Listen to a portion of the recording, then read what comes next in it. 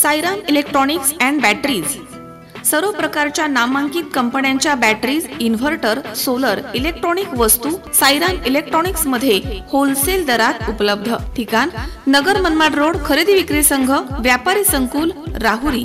Ganesh Devtarse. Mobile number 93 25 42 22 32 आणि 77 09 80 59 05। कोपरगाव तालुक्यातील नागरिकांनी महसूल मंत्र्यांच्या विरोधामध्ये मोर्चा काढलाय।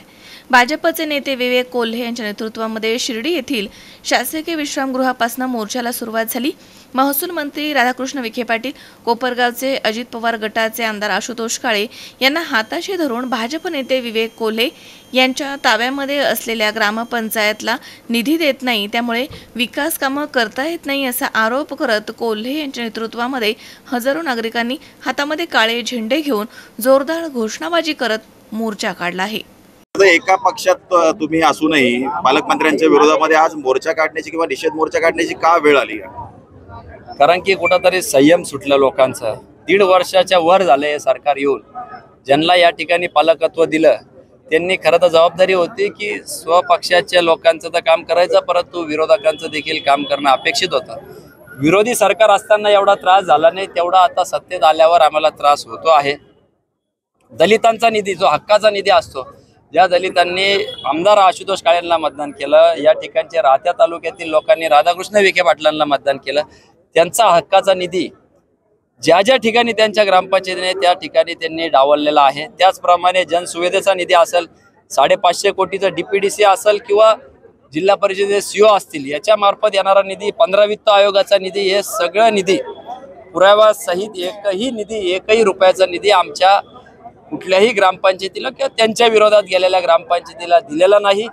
आणि म्हणून पर्यायी 1.5 वर्षानंतर आमच्या गणेश कारखान्यावर होत असलेला अन्याय असेल किंवा आमच्या पक्ष नेतृत्वाने सांगितल्यावर आम्ही जे काही जिल्हा बँकेत परिवर्तन घडून आणलं, 5 सदस्य असताना 11 सदस्य, रात्रभर आम्ही सगळी मेहनत घेतली सगळ्यांनी।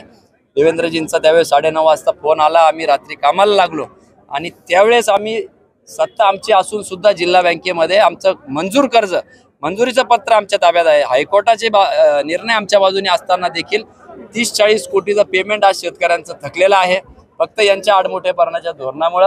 आणि दलितांवरचा अन्याय मागच्या बजेटमध्ये जवळपास 10,000 कोटी निधी हा त्या ठिकाणी शेळी मेंढी संस्था किंवा धनगर समाजांच्यासाठी जाहीर केला होता।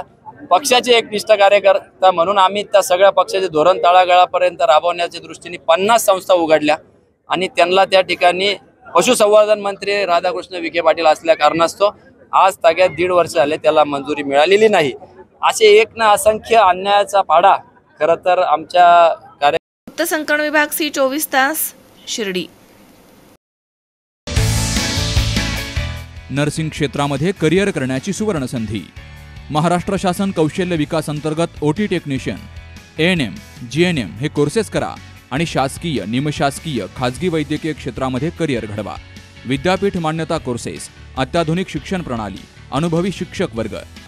BSc नर्सिंग अर्थात बॅचलर ऑफ नर्सिंग, कालावधी 4 वर्ष, पात्रता 12वी सायन्स आणि CET उत्तीर्ण, थेरॉटिकल बरोबरच प्रॅक्टिकल नॉलेजवर भर। तेव्हा आजच आपला प्रवेश निश्चित करा आणि आयुष्याला एक वेगळी दिशा द्या। संपर्क doctor Deepali Pravin Kumar Pansare. Mobile number 84 68 81 64 40, 92 09 87 34 30, 82 37 66 04 32 आणि 82 37 54 04 32।